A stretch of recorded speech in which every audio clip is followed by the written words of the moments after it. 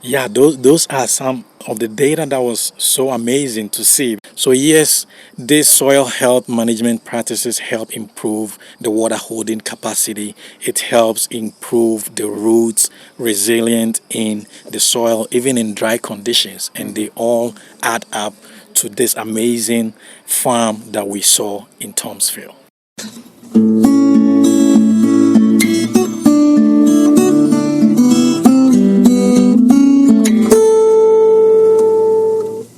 Welcome to the 327th installment of Ear to the Ground, the Land Stewardship Project's podcast on family farming, regenerative agriculture, community food systems, and local democracy. I'm Brian DeVore, editor of the Land Stewardship Letter. As farmers put the 2023 growing season in the rearview mirror, many in the Midwest are assessing the impact extreme drought had on their crop fields and pastures. In fact, for many farmers, this was the second year in a row that they experienced drier than normal conditions. As I record this podcast here in Minnesota, lack of late fall rains and early winter snowfall is extending the drought well into 2024. For farmers utilizing practices that build soil health, the past two growing seasons have been a good test of whether they are making their land more resilient in the face of extreme weather. A lot of this assessment is based on balancing short-term setbacks with long-term soil building gains. For example, as we've noted in a couple of recent podcasts, one issue that's coming up is concerns around how much cover crops compete with cash crops for moisture, and the impact that has on yields. On the other hand, anecdotal evidence is showing that farms that, over a number of years, have been utilizing practices such as cover cropping, no-till, long crop rotations, and managed rotational grazing are building the kind of soil that helps store moisture and make it available to growing plants when they most need it. And it turns out this is not just anecdotal evidence. This fall, while attending a field day at the Tom and Alma Cotter Farm near Austin, Minnesota, I was excited to see a presentation put on by researchers connected with the Sand County Foundation. The foundation has been doing a multi-year study of 30 farms across Minnesota and Wisconsin. Each operation is paired with a neighbor farming on a similar soil type, but with variation in land management. In short, farms that are using soil health practices that involve cover cropping, reduced or no tillage, longer rotations, and rotational grazing of livestock are being compared to operations utilizing more conventional practices. The goal of the initiative is to measure how infiltration, water holding capacity, leaching potential, aggregate stability, and other soil health properties critical to improving resiliency and cutting fertilizer and manure runoff are influenced by management.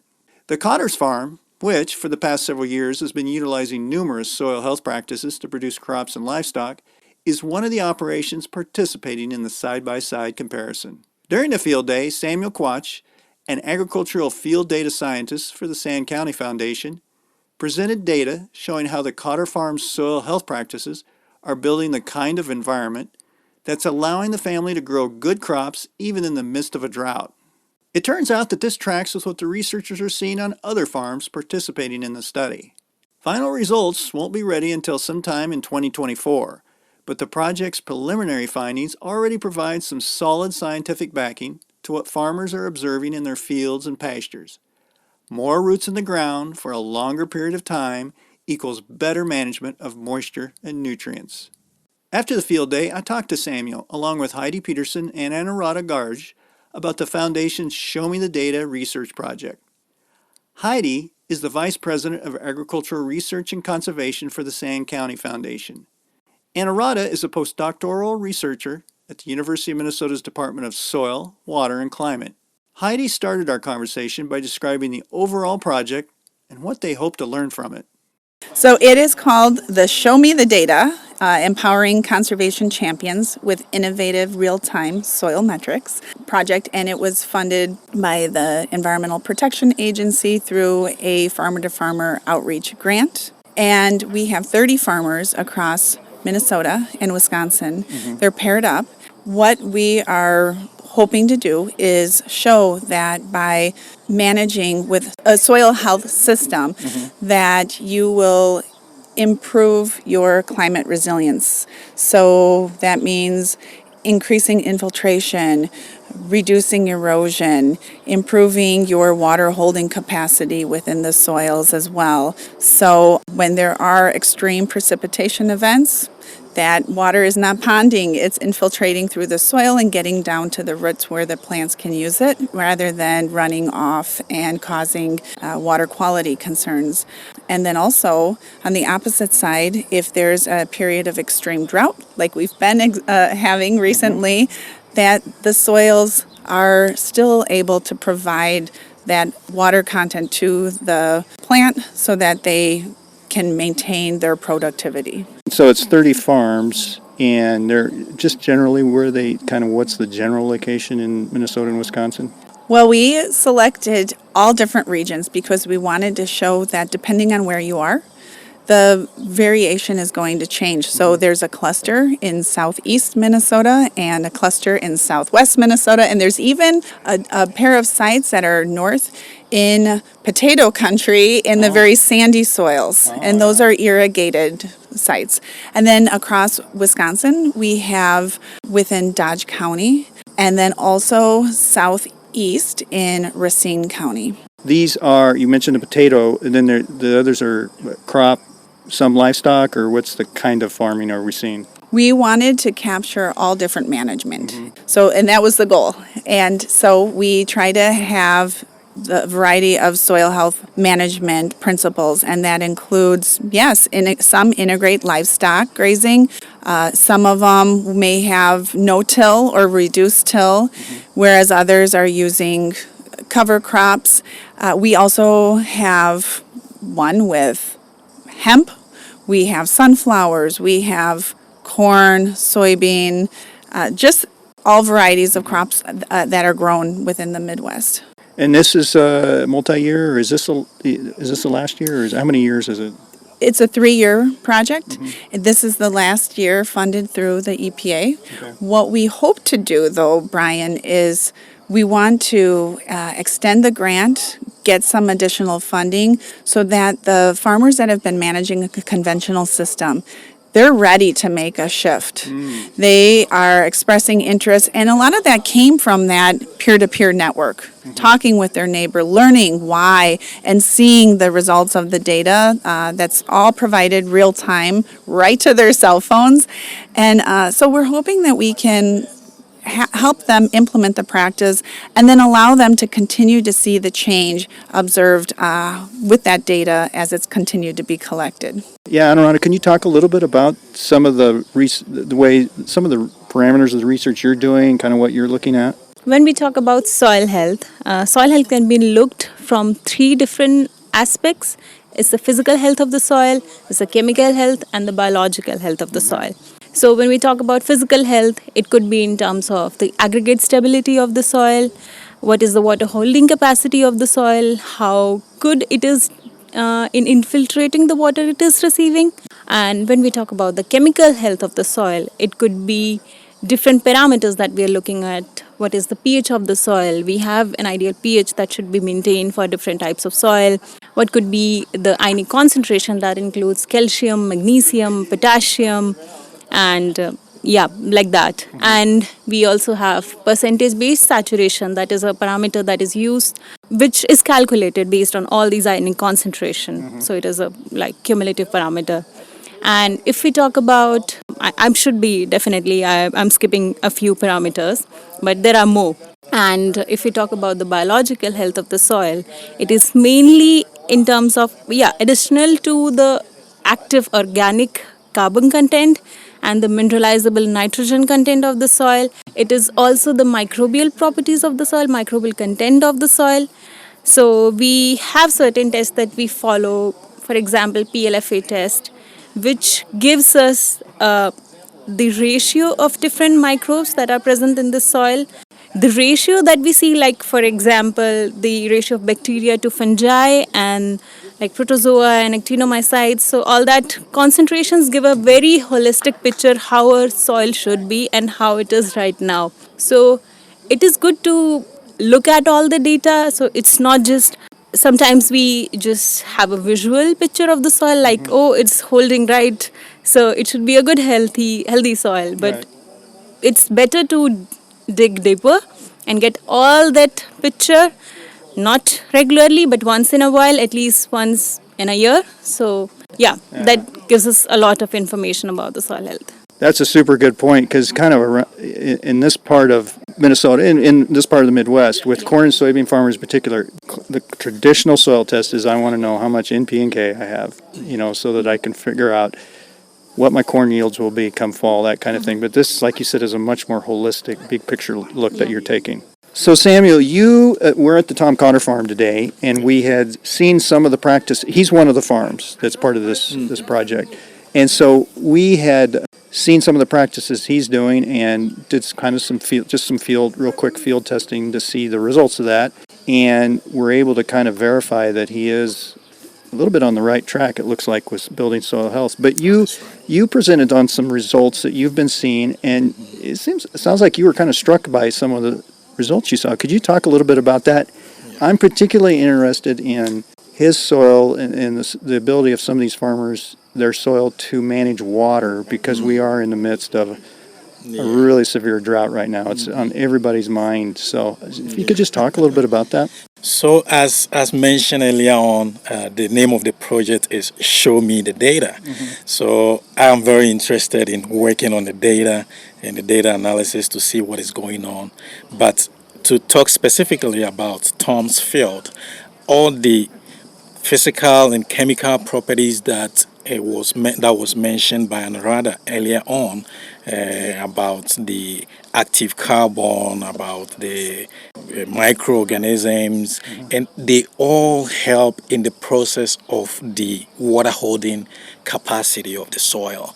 Because if you have more organic carbon, then you are increasing the active carbon portion of your soil and improving the soil structure. We saw, as I presented the data for Tom, that his soil had very high aggregate stability, which is a very good property when it comes to water holding capacity as compared to its per field.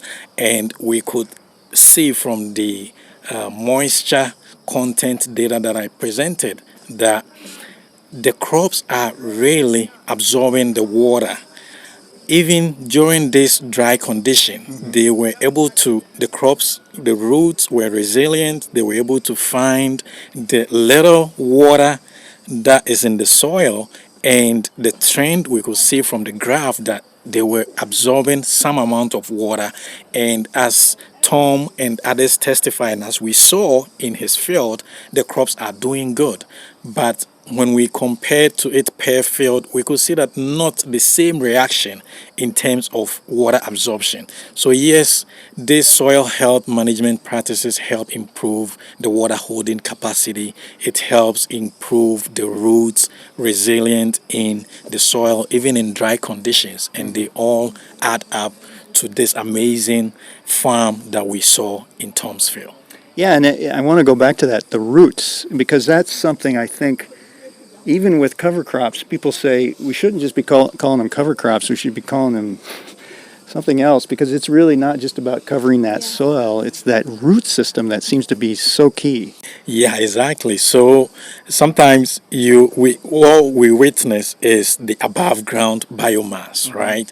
And it tells us a lot also about what is going on below ground. If you see a crop that is not doing so well in the above ground, definitely there are some challenges also beneath the surface of the soil. So these roots, they grow very strong and they grow very well in the soil health management practices because of all these accumulation of carbon, the infiltration, the improvement of all these parameters. With all these good things happening in the soil, the root is able to find its way easily through the soil to be able to source the little amount of water, as we're seeing, is a very drought condition. Yeah. The little amount of water that maybe is below or is between, say, 8 inches and 16 inches, these roots are able to find them because they can grow and penetrate into the soil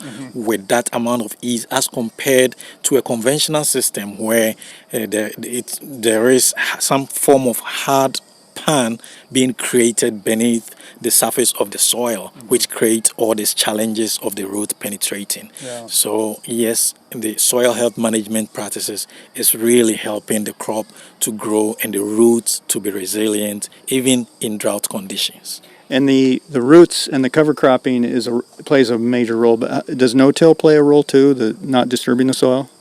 Yeah, so no-till also plays a very, very important role because not disturbing the soil, as we've seen with the data that Tom presented, not running the soil with all this heavy machinery, create that soil that can infiltrate water easily, that can hold water and improve the structure and the aggregate stability of the soil, and that helps the root to grow, and it will reflect in the above ground biomass as well. Yeah, the one chart you showed that was really striking for me was, I think it showed it in 2022 maybe, where in August there was no rain and he was still getting moisture. His crops were still somehow getting moisture, but not the comparison farm at all. Yeah, those are some of the data that was so amazing to see, because sometimes it's easier to say it and just it's hard for others to believe. And but when we see the data showing that yes, even in drought conditions, these soil health management fields are able to source for water, and of course, nutrient moves with water.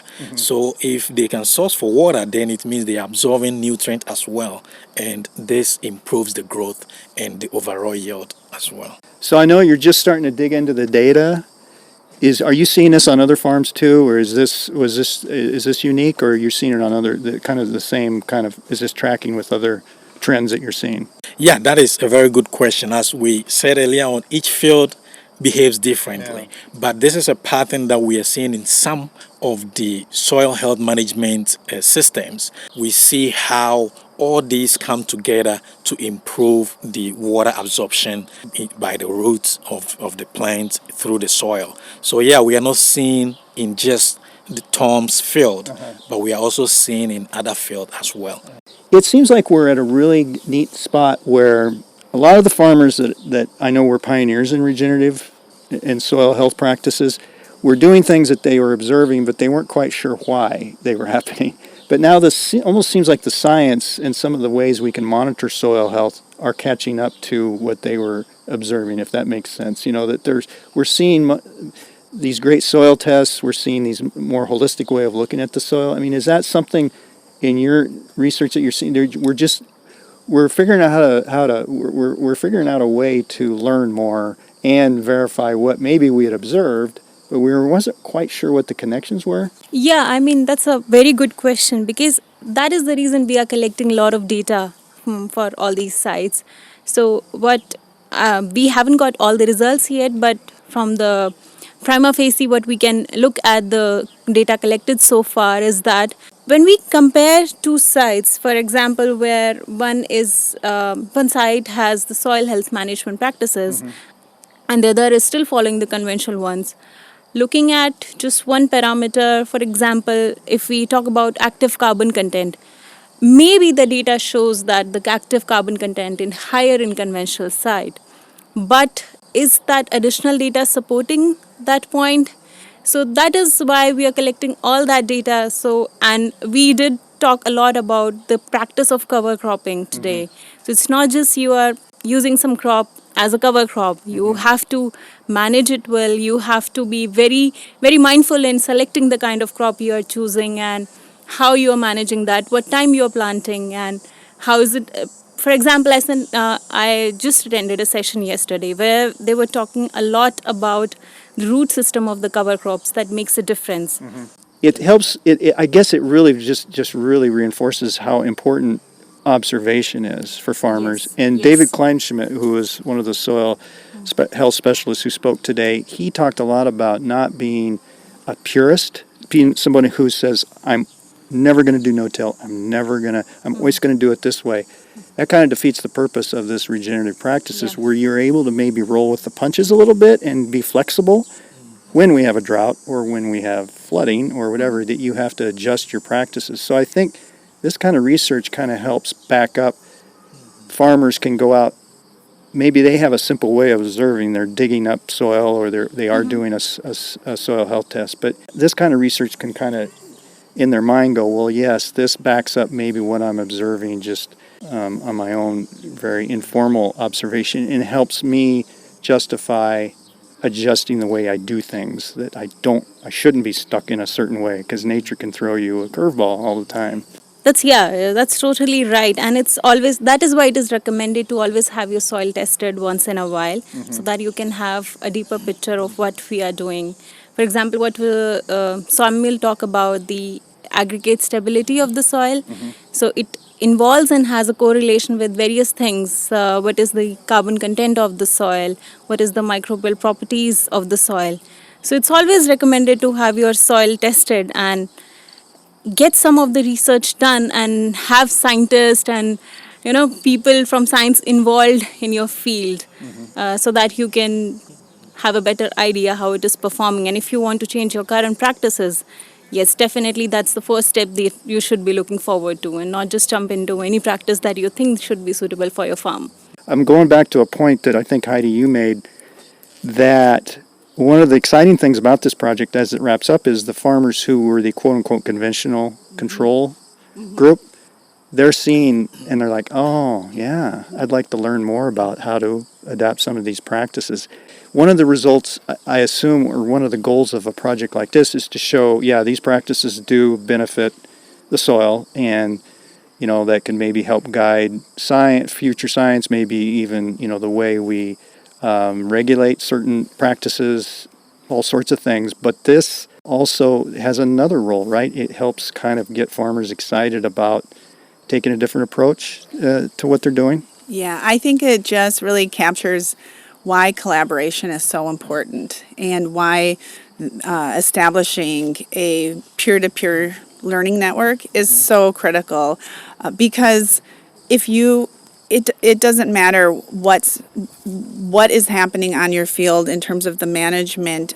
If you can talk together with your neighbor and learn from each other, that's how you see the difference. Because if you're only looking at your own field, your own data, then you aren't able to understand what if I tried this, or what if I did that, or is what I have been doing the last 5 years, is it making a difference?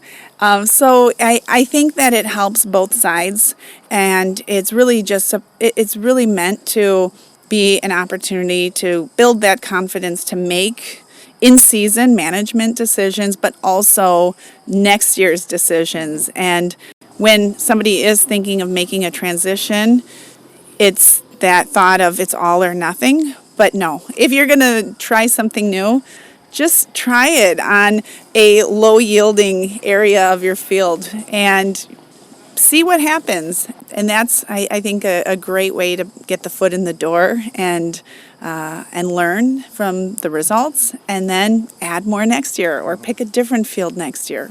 It strikes me as another area that this could really help is in, like, the USDA, the NRCS, for example, as cost share programs, local SWCD, and we need guidance sometimes on what is the best use of that money, what is the best way to kind of help jumpstart a farmer's journey, soil health journey. So I could see research like this really being useful for saying, well, a certain kind of cover cropping system can result in so many inches of precipitation that you have stored in your soil at a certain time of year. So that's a good investment, and it's a good investment for the public if that farm is more resilient. Exactly. And one of the things that we at Sand County Foundation are trying to promote is also that idea of farmer-led groups, because when you get a community together and you get to share ideas and build out demonstration projects together, then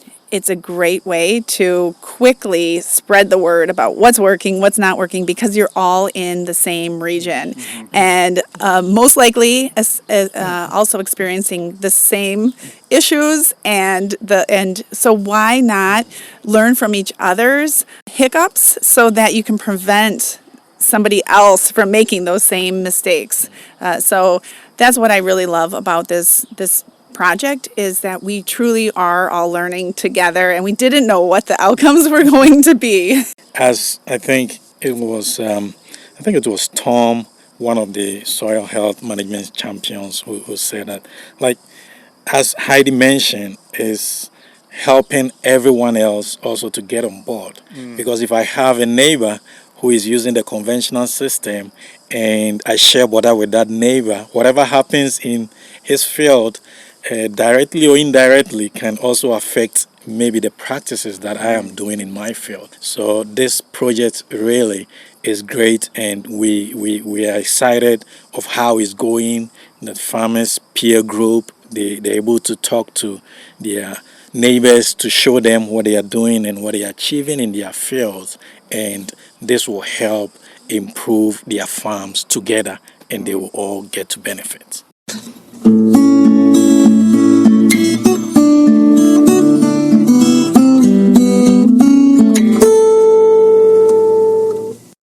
For more information on the Sand County Foundation's Show Me the Data Soil Health Initiative, see the podcast page for Ear to the Ground episode 327 at landstewardshipproject.org.